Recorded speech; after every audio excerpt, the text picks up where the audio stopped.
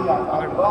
और फिर मैंने फर्क नहीं पड़ता आपका क्या धर्म है, जब राम लल्ला अपने घर गए जनवरी में, मेरी आत्मा आजाद हो गई।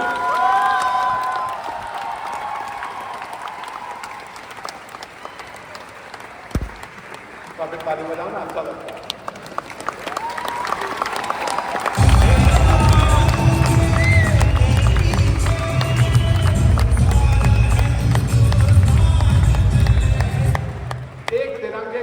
पूरा देश चल पड़ता है।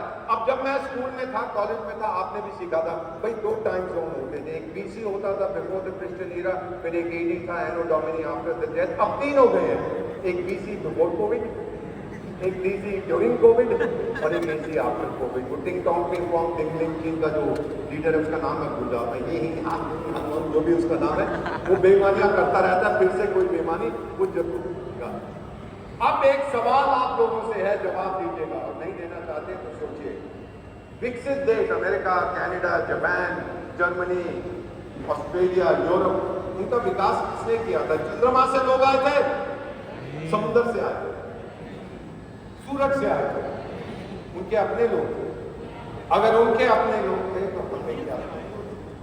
जवाब मत दीजिए, सोचिए जो सवाल मैंने आपसे, क्यों हम लोग वहां तक नहीं? अरे सारी गलती तो गवर्नमेंट की है ना। हाँ जी, गवर्नमेंट चंद्रमा से आती है, कौन उसको बनाता है? आप लोग बनाते तो बना। अगर सारी गलती गवर्नमेंट की है तो उसको बाहर निकाल दीजिए। सोचिए जो सवाल मैंने आपसे पूछा है, हम क्यों पीछे रह गए?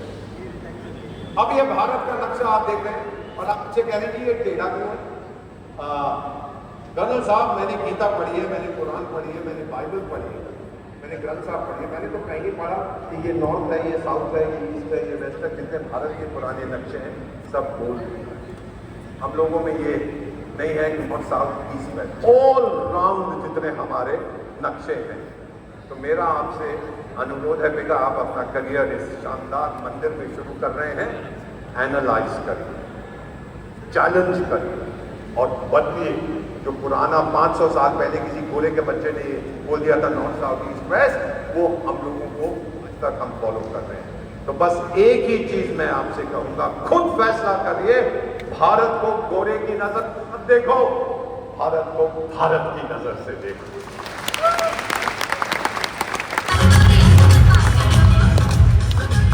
अरे गोरों को दफा करो यार, सबसे अच्छी बात वो हो जाएगी हमारे देश के लिए। अब मैं आपसे एक चीज और बताना चाहता हूँ। आपने सुना होगा मेरी दादी का नाम, वो 80 साल की है, न्यूयॉर्क में रहती है। उसको यूनाइटेड कुछ कहते हैं, क्या कहते हैं? यूनाइटेड नेशन का। अभी जिंदा है कि मर गई है? जो जिंदा है वो जो है यूनाइटेड, आजकल तो बड़ी तारीफ करने लगी, मेरी गाली भी बहुत देती है। जब पैसे चाहिए मुझसे तो मेरी भारत में ये हो रहा है, ये हो रहा है, ये बहुत अच्छा। हाँ, भारत में ये हो रहा है, इसको उतार देता हूँ, टकरा रहा है उसके साथ। भारत में ये हो रहा है, ये हो रहा है, ये हो रहा है, ये बहुत अच्छा है, ये बहुत खराब है। तो ये चीजें बोलते रहते हैं, आपको तो हमारी तारीफ करते हैं, क्योंकि पैसे चाहिए ना मुझसे। अब मैं आपसे कुछ और पूछना चाहता हूँ। आपको मालूम है कि पिछले 21 साल से हम किसी देश से मदद नहीं लेते, 150 देशों की मदद करते हैं। कौन करता है? भारत करता है। जब हमने योगा की बात की, संयुक्त राष्ट्र संघ में 193 मेंबर्स हैं, 177 बोले योगा की रेजोल्यूशन हमारी रेजोल्यूशन है, सिर्फ भारत की नहीं है। पहली बार यूएन के इतिहास में इतने सारे लोगों ने को स्पॉन्सर किया, वोट करने की जरूरत नहीं थी। ताली बजाओ। और फिर जो हमारे नेवर हीरो कतार में फंसे हुए थे, उनको हम वापस लेके, आपको पता है हमारे नेवी के लोग, हमने कतार को यही बोला करते थे मारेंगे, तेरा भरता बना देंगे, तेरा अचार बना देंगे। चुपचाप से मैं इन्वॉल्व था, हमने उनसे बातचीत की, हमने उनके मीर से कहा यार टाइगर तू क्यों तंग कर रहा है हमको, आने दे इनको घर पे। कहता है छुट्टी दे जाओ, आ गए। हम दूसरे देशों की तरह धमकी नहीं देते। सुनामी हुई थी 2004 में, सबसे पहले कौन गया था मदद के लिए? आपको नहीं पता, आपका तो जन्म नहीं हुआ था। सर आपको याद होगा सबसे पहले कौन गया? भारत गया, भारतीय नेवी। इंडोनेशिया की मदद करने, मलेशिया की, श्रीलंका की मदद करने, म्यांमार की मदद करने, हमारे अपने अंडमान निकोबार की मदद करने सबसे पहले हम गए। और उसके बाद अमेरिकन कहते हैं oh, we will work with our Indian partners to provide solutions। अबे तेरे को किसने बुलाया भाई? नेपाल में भूकंप आया था बेटा, सुनिए इसको, 2015 में। आज तक वहां पे उसका असर पड़ रहा है। बहुत भयंकर भूकंप था। बाकी सारे देशों के लीडर्स ने नेपाल के प्रधानमंत्री से बात की, बड़ा दुख हुआ जी, क्या हो गया। भारत ने ये नहीं किया। 8 घंटे के अंदर 15 मिनट में तो हमारी मीटिंग शुरू हो गई पीएम के ऑफिस में, क्या मदद देनी है। 8 घंटे के अंदर हमारा पहला जहाज काठमांडू में उतरा। उसमें सामग्री थी, राहत सामग्री। और नेपाल के उस समय जो प्रधानमंत्री थे कहते हैं, भारत के प्रधानमंत्री से बोलो नेपाल की खुशकिस्मती है कि भारत जैसा पड़ोसी है उसके पास। ये ताकत है आप लोगों की, पहचानिएगा। अरे तुर्किया में, सीरिया में भूकंप आता है, सबसे पहले हमारी फौज पहुंच जाती है। मुझे लोग कहते हैं कि तुर्की का जो बेवकूफ सा क्या है राष्ट्रपति अर्दोबान बकबान ऐसे ही नाम है, वो तो गाली देता है भारत को। मैंने कहा उसको मेरे साथ समस्या है, मुझे उसके साथ समस्या नहीं है, ये मेरी परंपरा है। चीन ने अपना विजिटिंग कार्ड 200 देशों को भेजा, उसके ऊपर लिखा था वायरस। क्या लिखा था? मैंने भी 200 देशों को भेजा, उस पर लिखा था वैक्सीन। अरे जब मेरे पास वैक्सीन नहीं थी, पार्लियामेंट में सवाल देखो, मेरा नाम दिया गया कि ये 3 अफ्रीकी देशों में विशेष सलाहकार है, उनको फ्री वैक्सीन दे रहा। हमने 100 देशों को फ्री दी। क्यों दी? आपके चाचा लगते हैं वो, आपके भतीजे हैं, आपके ससुर हैं, आपके दामाद हैं। हमने दी बेटा, और आपको गर्व होना चाहिए, हमने दी क्योंकि हम बहुत अच्छे लोग हैं, किसी का दुख नहीं है।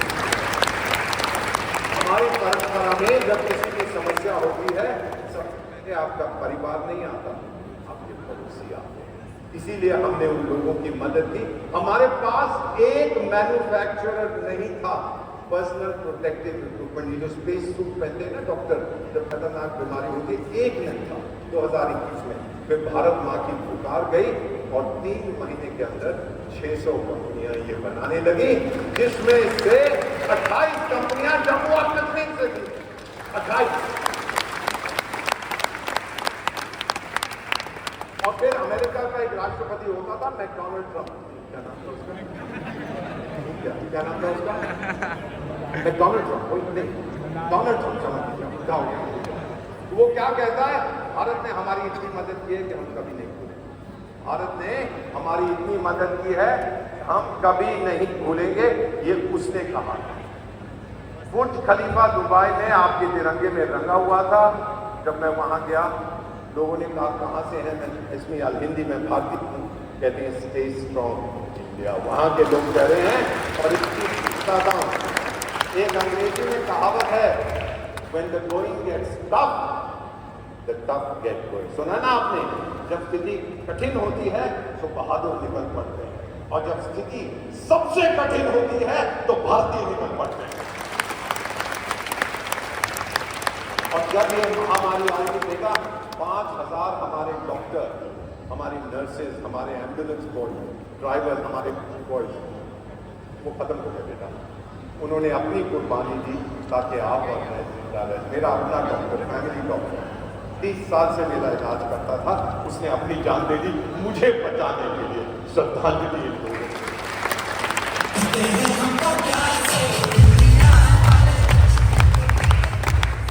इसीलिए तो हमें वो कहते हैं इंडिया वाले।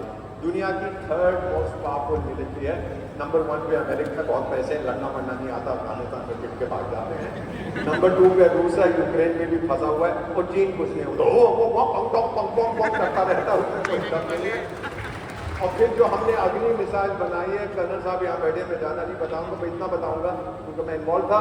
इधर को जाएगी, मारेगी, फिर वही मिसाइल उधर उड़ के जाएगी, उसको ठोकेगी, फिर इधर जाएगी, ठोकेगी, फिर ऊपर जाके ठोक के फिर वापस आ जाएगी जी, और मिसाइलें लगा। ये बात, और इसका जो निर्माण किया, जो टीम थी, उसकी टीम लीडर थी एक भारतीय महिला, हमारी एक बेटी थी। और फिर तो हमारी नेवी जितनी शक्तिशाली है, सारी दुनिया ये जानती है।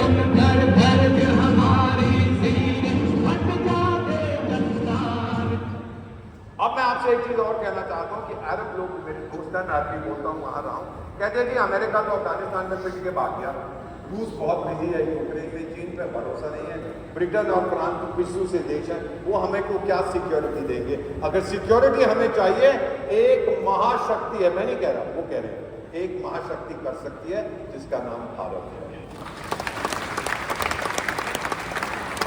42 देश आपके साथ जॉइंट एक्सरसाइजेस करते हैं मिलिट्री कर्नल साहब, और किसी देश के साथ 42 कंट्रीज नहीं करती।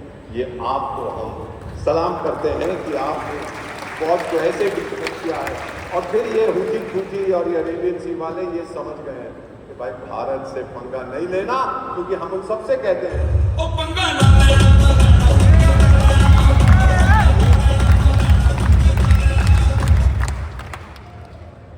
2017 में हमने 104 सैटेलाइट लॉन्च की एक रॉकेट से। कितनी? 104 सैटेलाइट लॉन्च की एक रॉकेट से। कौन सी बड़ी बात है? वो आपस में टकराती नहीं, ये बड़ी बात है। और टीम लीडर उस प्रोजेक्ट की भी भारत की एक बेटी थी। क्या बात है हमारी बेटियों की। अब आप सबके पास, अब ये बताइए जरा, कहना साहब आप इधर आइए, मेरे पास आप इधर आइए, आपको बुला रहा हूँ। यूनिफॉर्म में है, कोई बात नहीं, मेरे पास ज्यादा कुछ नहीं करना, आपको नाचने के लिए नहीं कहूँगा, आप आइए मेरे पास। आप तो नाचेंगे नहीं, कोई बात नहीं, इधर आइए। अब इधर देखिए कितने बच्चे हैं जिनके पास स्मार्टफोन नहीं है। एक मेरे पास ही नहीं, वो हाथ नीचे कर दिया उसने, आप बैठ जाइए। डम्ब फोन सिर्फ मेरे पास है सर, IIT को बोलिए मुझे खरीदे, मेरे पास स्मार्टफोन नहीं है। पता है एक सेकंड के अंदर हम कितने डिजिटल ट्रांजैक्शन करते हैं? 5500 एक सेकंड के अंदर। जून के महीने में हमने 1400 करोड़ डिजिटल ट्रांजैक्शन किए। 1400 करोड़ एक महीने में हम करते हैं, और 3 साल में अमेरिका को करता है। 3 भारतवासी इंटरनेट से जुड़ जाते हैं प्रति सेकेंड, और दो ग्रामीण क्षेत्र से है भारत में। कौन कहता है कि हमारे गांव को हम इग्नोर कर रहे हैं? झूठ बोल रहे हैं। और फिर वो जो सॉफ्टवेयर का कारपेंटर है तरखान, तो वो क्या नाम है उसका, दरवाजे बनाता है, वो बिल्लू गेट, हाँ वही बिल्लू गेट्स, वो तरखान तो है, दरवाजे बनाता है। वो जब आगे देखता है कहता है यार भारत को जाके समझो, वहां तो जबरदस्त तरक्की हो रही है। मैंने पूछा था, उसने जवाब नहीं दिया सर। मैंने कहा टाइगर नाम गेट्स बनाता तो विंडोज है, ये समझाइए तरक्की क्या है। स्टॉक मार्केट पागल हो चुका है। $4 ट्रिलियन आपकी इकोनॉमी बढ़ चुकी है। साहब बोले कि क्या आप मुझे $5 ट्रिलियन इकोनॉमी 2026 तक दे देंगे? आपके राजदूत का वादा है 2025 में आपको दे देंगे। और फिर तो मैकेंजी कंपनी और JP मॉर्गन सब कहते हैं ये भारत का दशक नहीं है, डेकेड, ये भारत की सेंचुरी है। क्रिकेट बहुत खेलता है, रोहित शर्मा के साथ मिलकर तो सेंचुरी मारता है। पहला $1 ट्रिलियन, सर सुनिए, पहला $1 trillion GDP, gross domestic product, आप समझते हैं आर्थिक व्यवस्था। पहला GDP हमें हासिल करने में 60 साल लगे। कितने साल? दूसरे में 10 साल लगे। कितने? तीसरे में हमको 5 साल लगे, चौथे में 2.5 साल लगे, और 5वां हम 1.5 साल में पेश करके दे देंगे। क्योंकि हमारी साक्षरता बढ़ती जा रही है। जब भारत आजाद हुआ था 7% लिटरेसी, कितनी थी सर? 7%, आज 88%। जैसे आपकी लिटरेसी बढ़ती है वैसे ही आपका डेवलपमेंट बढ़ता जाता है। हमारे पास 3rd largest number of billion में 9 जीरो होते हैं। 3rd लार्जेस्ट नंबर पूरी दुनिया में है, और हमारी इकोनॉमी 4 ट्रिलियन की है, लेकिन हमारी प्राइवेट मनी जो मम्मी घर में दबा के रखती है, जिसके ऊपर टैक्स नहीं देती, फिर मैं इनकम टैक्स की रेड करवाता हूँ, वो $8.2 ट्रिलियन है। 8.2 ट्रिलियन, ट्रिलियन में 12 जीरो होते हैं। और नंबर 1 हम पता है किस पे खर्च करते हैं? ब्यूटी पार्लर पे। मम्मी जाती है ना कि ब्यूटी पार्लर, शाबाश शाबाश, यार मैं भी जाता हूँ। मेरे पास 6.5 लाख गांव और शहर है। कितने हैं? 6.5 लाख, और मेरे पास 1.5 करोड़ ब्यूटी पार्लर है। अब आप समझ जाइए कितना हम ध्यान देते हैं अपनी खूबसूरती का। 3rd largest ecosystem, startup ecosystem, number 3 पूरी दुनिया में, number 1 United states, number 2 China. China से अगले साल हम आगे निकल जाएंगे। 3rd लार्जेस्ट है। और बेटा आधे से ज्यादा हमारी बेटियां उनको लीड कर यूथ पावर, आपकी एनर्जी हम देख रहे हैं।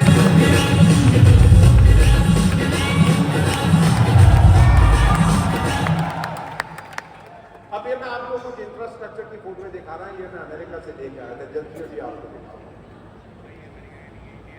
ये अमेरिका से नहीं है, ये भारत की फोटो मैंने लेके आपको दिखाई है। हम लोग पागल हो चुके हैं। अरे कौन सा देश 28 किलोमीटर हाईवे बनाता है एक दिन में? कौन सा देश बनाता है? हम बनाते हैं। पागल हो गए ना हम लोग। 8 नए हवाई अड्डे एक साल में कौन बनाता है? हम बनाते हैं। पागल हो गए। 2 नए मेट्रो सिस्टम एक साल के अंदर कौन बनाता है? हम बनाते हैं। पागल हो गए। क्या हो गया हम लोगों को? क्यों कर रहे हैं ये सब? अरे आपके गरीब है,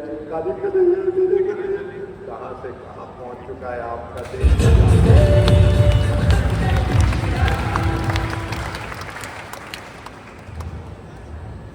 महाभारत से आप लोग परिचित हैं। वहां पर युधिष्ठिर के चारों भाई मूर्छित होकर गिर जाते हैं कि यक्ष के सवाल का जवाब नहीं देते।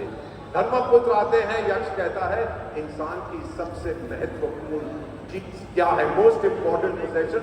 धर्मपुत्र कहते हैं एजुकेशन, नॉलेज, साक्षरता। बेटा 10,000 साल पहले आपकी माँ, मेरी माँ भारत, हम लोग बात करते थे नॉलेज की, जब ये गोरे नंगे घूमते थे जंगलों में, क्या करते थे। और आज मुझे बताते हैं ये लोग। मेरे पास जब मेरा जन्म हुआ, जब मेरा मैन्युफैक्चरिंग हुआ भारत में, 500 कॉलेज यूनिवर्सिटी से। कितने? आज मेरे पास 60,000 हैं। कितने हैं? 60,000। दुनिया में नंबर 1 कॉलेजेस एंड यूनिवर्सिटी। मेरे पास 15 लाख स्कूल हैं। मैं एक दिन में 2 नए कॉलेज खोलता हूँ। पागल हो गया तुम्हें? हर दिन 2 नए। अजी ये तो ब्लैक मनी, वो ब्लैक है, ब्लू है, ग्रीन है, रेड है, क्या फर्क पड़ता है? घर में दबा के नहीं रखा उस बेटी की तरह, उसने कहीं बिल्डिंग में लगा दिया, उसका बहुत फायदा होता है। अमेरिका की आबादी 34 करोड़ की है। कितने की है सर? 34 करोड़ की अमेरिका की आबादी है। मेरे पास 34 करोड़ की ज्यादा। क्या बात है इस देश की। एक में से 3 में से एक जापानी की उम्र 60 साल से ज्यादा है सर। 3 में से 1, 4 में से एक यूरोपियन की उम्र 60 साल से ज्यादा है। 6 में से एक चाइनीज, 12 में से एक भारतवासी की उम्र 60 साल से ज्यादा है।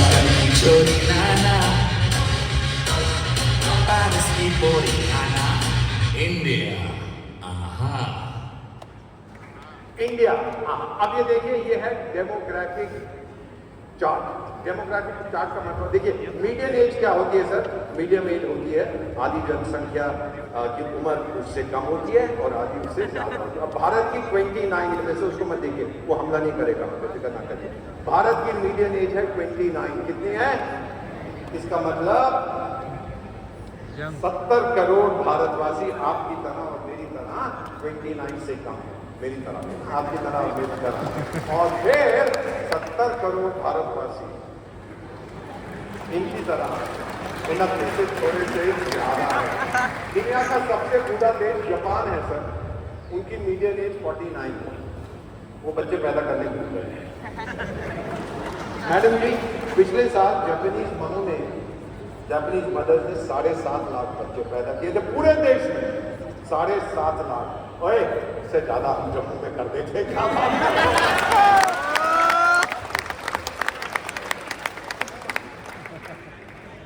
बेटा आप लोग, मेरी माँ भारत की ताकत है, जिसे हम कहते हैं टैलेंट डेमोक्रेसी, ह्यूमन टैलेंट। आप लोग हैं जो इस देश को आगे लेके जाएंगे अगले 50 साल तक। We will be the youngest country in the world. और मैं आपको एक मजेदार चीज बताता हूँ। ब्रिटेन में, बाय द वे, मेरे बायोडेटा में जो बताएंगे यहाँ राजू था, वो उसमें ये भी लिखा हुआ है, अगर ध्यान से आप पढ़ेंगे, कि मैंने 2 बॉलीवुड फिल्मों में भी काम किया था और दोनों की दोनों सुपर फ्लॉप हो। ब्रिटेन की सबसे नंबर 1 बीमारी है अकेलापन, लोनलीनेस। क्या है सर? लोनलीनेस।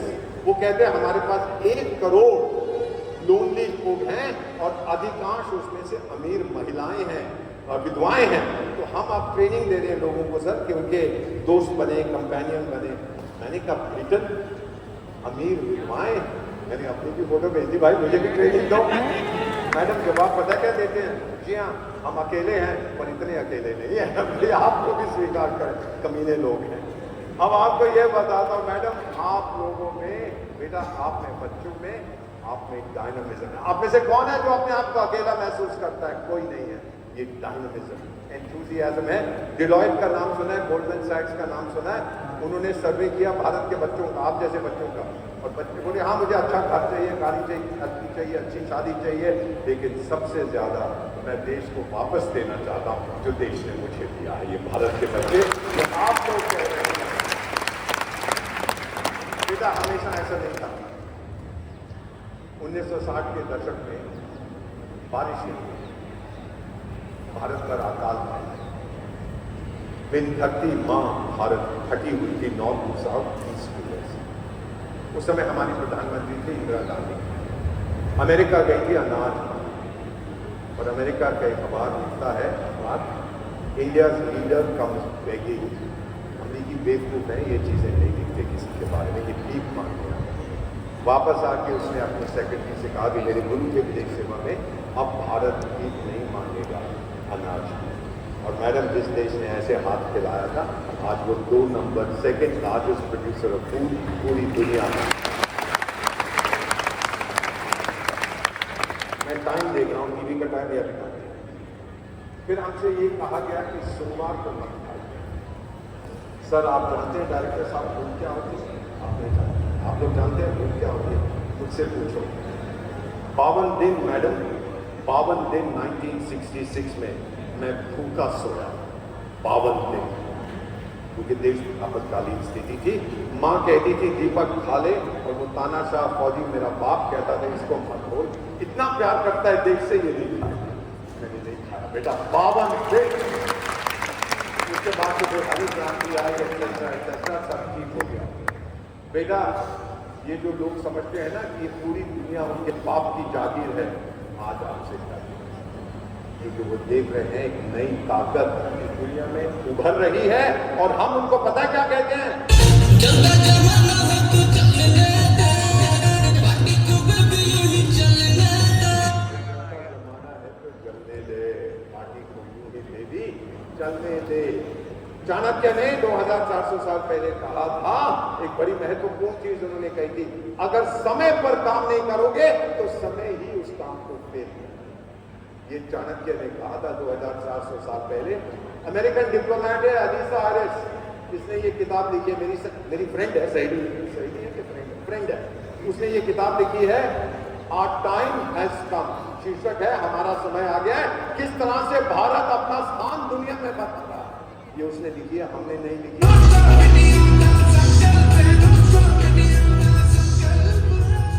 बेटा हमें कोई रोक नहीं सकता, ये नॉन स्टॉप भारत निकल चुका है। एक कहानी बताऊं आपको मैडम, आपकी संतान है, बच्चे हैं आपके, एक सवाल का जवाब दीजिए। जब संतान को तकलीफ होती है, आप तो भगवान से भी भिड़ जाती हैं, सही कहा कि नहीं? आप भारतीय माँ, 4 साल की उम्र थी इस बच्चे की, देहरादून के एक हॉस्पिटल में, डॉक्टरों को पता नहीं था क्या बीमारी, आईसीयू में था, इंटेंसिव केयर यूनिट, और ये महिला 4 दिन वहाँ बैठी हुई थी, ना चाय पी, ना खाना खाया, ना बाथरूम गए, अपने बच्चे को देख रही थी। शायद हम रात से भिड़ रहे थे कि इसको नहीं मिला सकते। 4 दिन के बाद बच्चे को होश आया, ठीक हो गया। 30 ईयर्स अगो मैडम, एक डॉक्टर ने मुझे, जिस डॉक्टर ने उस बच्चे का इलाज किया था, क्योंकि उस समय टेक्नोलॉजी बड़ी कमजोर थी, उसने मुझे ये कहानी सुनाई कि ये हुआ देहरादून में। और मैंने एक सवाल किया, मैंने कहा तुम मुझे ये कहानी क्यों बता रहा है? कहता आप ही तो वो बच्चे थे।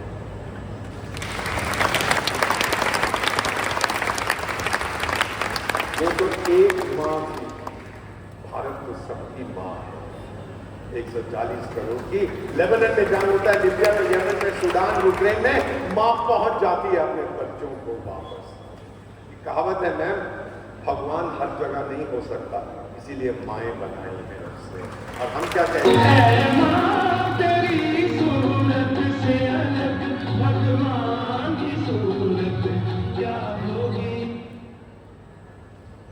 बेटा भविष्य का निर्माण भारत में, ये G20 का नाम सुना है, ये जो नौटंकी होती है, हाँ, वो पिछले साल भारत में उसका सम्मेलन हुआ था। हमने छोटे मोटे देशों से पूछा 125 कि भाई आपकी क्या चुनौतियां हैं। बोले साहब हम लोग यूनाइटेड नेशन में कुछ, मैं तो वहाँ गया हूँ, मैं स्पेशल एडवाइजर लिसोतो का हूँ, आपने नाम भी नहीं सुना। वहाँ का प्रधानमंत्री खड़ा होकर कहता है जी ये मेरी प्रॉब्लम है। बाकी कहते हैं अरे कहाँ से है तू? कहता है जी मैं लिसोतो। चुप करके बैठ जाते लिसोतो कौन आ जाता, किसी ने नाम नहीं सुना। हमने कहा आप अपनी चुनौती बताओ हमें, हम उसको रेज करेंगे। हमने किया और जिन 3 देशों में मैं विशेष सलाहकार हूँ जाने साहब, तीनों के मंत्रियों ने मुझे फोन करके कहा मिस्टर एम्बेसडर थैंक यू। अब डेवलपमेंट के लिए अगर हमें मॉडल चाहिए, हमने भारत को चुना है। India is our choice. और मैंने क्या जवाब दिया?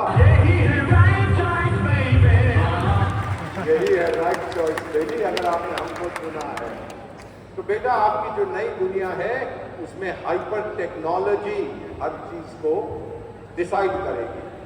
डायरेक्टर साहब, मेरी एक बेटी न्यूयॉर्क में रहती है, मुझे कहने लगी कि पापा आप बुढ़े हो गए। मैंने बेटा तेरा पाप हो गया, मैं कहाँ से बुढ़ा हूँ?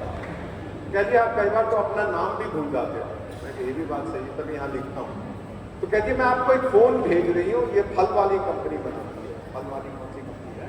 एप्पल। मेरे होशियार बच्चे हैं। तो उसके अंदर एक मैडम रहती है, आप अगर कभी भूल जाओ अपना नाम तो उस मैडम से पूछ लेना। वो मैडम का नाम क्या है? बड़े होशियार बच्चे हैं सर, ध्यान रखना, ये बड़े होशियार। अच्छा मैं अभी उससे पूछने लगा हूँ, कहना साहब ट्राई करो, पूछ लो उससे। हे सिरी, कही हाँ, व्हाट इज माई नेम? वो सही बोल रही है, दीपक वोरा, ये CIA की एजेंट है। अभी पकड़ता हूं। Hey Siri, what is my wife's name? Hey Siri, what is my wife's name? It's which wife? Sir 47 साल से एक ही पत्नी है मेरे, सर मैं वादा करता हूँ। बेटा पापा से कहना कभी मम्मी के सामने ना पूछने सिरी से कि मेरी पत्नी का नाम क्या है, वकील को बुलाना पड़ेगा। अच्छा हुआ कि मेरी पत्नी यहाँ पे नहीं है, मेरी पिटाई हो जाती है। ये भारत की ताकत है। तो बेटा आप लोगों से एक चीज कहनी है, डरना है तो डर से डरो, क्योंकि डर के आगे सुना मैंने, डर के आगे जीत है। और बेटा निराशावाद में मत जाओ, ये बुरे यही चाहते हैं कि आपका भरोसा टूट जाए, अजी ये नहीं है वो नहीं है, नहीं, आशावाद में जाओ। निराशावाद आपको ताकत देता नहीं है, आपकी ताकत चूस लेता है। किसी ने फकीर से कहा था सर बहुत साल पहले, दुनिया कैसे बदलो? फकीर बोला पहले अपने आप को बदलो। फकीर का नाम था मोहनदास करमचंद गांधी।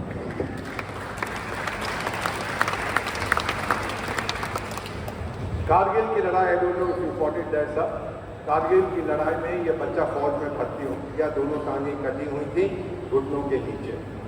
उसे बोला गया कि बेटा तेरी टांगें रेल एक्सीडेंट में कटी थी, फौज में कैसे भर्ती होगा? जवाब पता क्या देता है सर? मैं दुश्मन से लड़ने आया हूँ, दुश्मन से भागने नहीं आया। क्या बात है।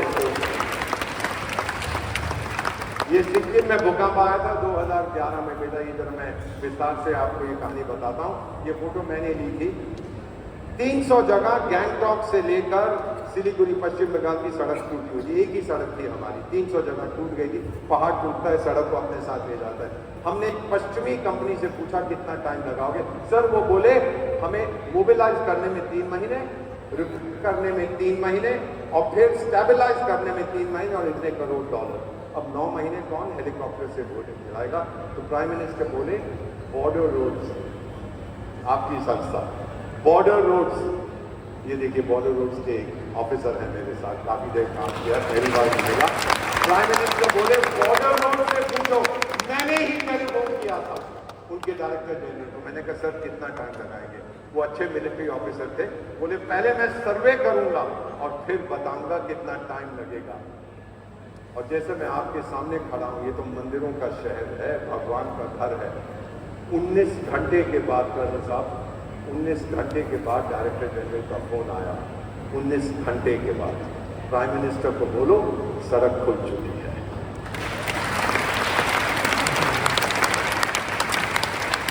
ये जो लड़का काम कर रहा है सर, 22 हमारे बच्चे शहीद हो गए थे सर। बिल्कुल वेरी डिफिकल्ट, इस रफ्तार से काम कर रहे थे। एक सिक्किमीज औरत के घर में मैं गया, ये सिक्किम की कहानी है।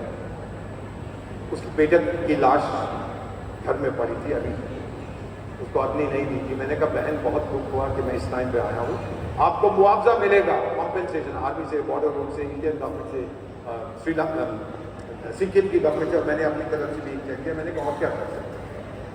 तो बोली आप तो special advisor to prime minister है अफ्रीका में, छोटा बेटा है, बड़ा बेटा 26 साल का था जो शहीद हुआ, 24 साल का बेटा है, उसको बॉर्डर रोड्स में नौकरी दिलवा दी। मैंने कहा बॉर्डर रोड में?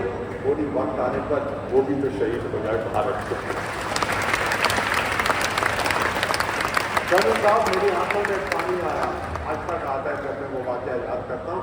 मैंने उसके दोनों हाथ अपने हाथों में दी। अगर मेरा जन्म इस देश में फिर होता है, तेरी जैसी माँ की कोख से हो, ताकि मुझे कुर्बान कर। ये ताकत है हमारी बेटा। हम लोग भारतीय इसलिए नहीं हैं कि हम भारत में बसते हैं, हम भारतीय इसलिए हैं कि भारत हम में बसता है। और हम क्या कहते हैं भारत माँ को?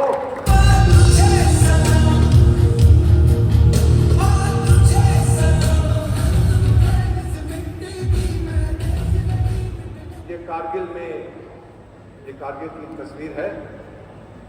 कर्नल साहब, हमारा भी एक बच्चा अमर हो गया, अडॉप्टेड चाइल्ड, तो 22 साल का था, 2 साल का था जब हमने गोद दिया उसको। 22 साल की उम्र देश की सुरक्षा के लिए, आपके भविष्य के लिए चला गया जहाँ उसको जाना था। वहाँ पे मेरा मकबरा है, उस पर लिखा हुआ है, मैंने अपने हाथों से लिखा, आप तो जानते हैं क्या है। जब प्रधानमंत्री ने देखा उनकी आंखें भी गीली हो गई। उस पर लिखा है वक्त आने पर खाक हो जाऊंगा मैं, इस माँ की गोद में सो जाऊंगा मैं, बजेगा ब्यूगल जब भारत का, फिर उठ के तैनात हो जाऊंगा मैं।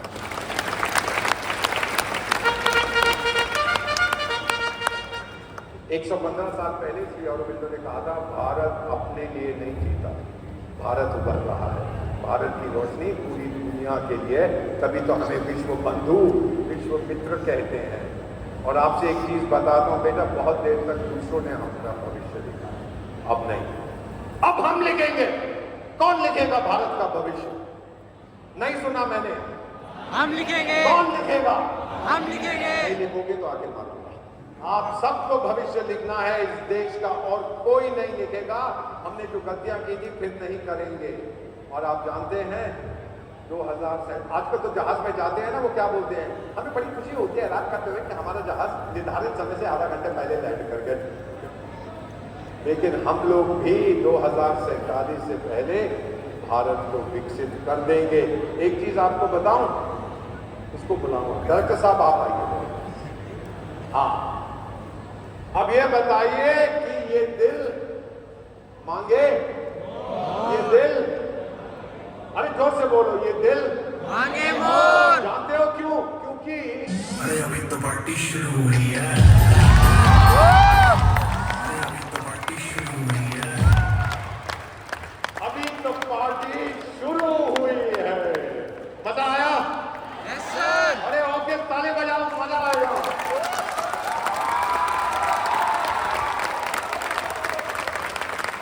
और जोर से ताली बजाओ, मजा आएगा।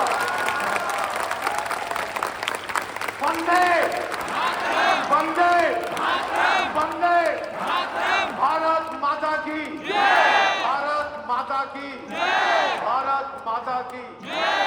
मुझे एक विकसित भारत दोगे कि नहीं? Yes sir. और मारूंगा नहीं दोगे तो वापस आऊंगा, लौट के आऊंगा। बेटा मैं अब डूबने वाला हूं, आप तो अब अपनी हाइट पे जाएंगे। इतनी अच्छी इंस्टीट्यूशन में आए हैं, विश्व की सर्वश्रेष्ठ है, बस आगे बढ़ो।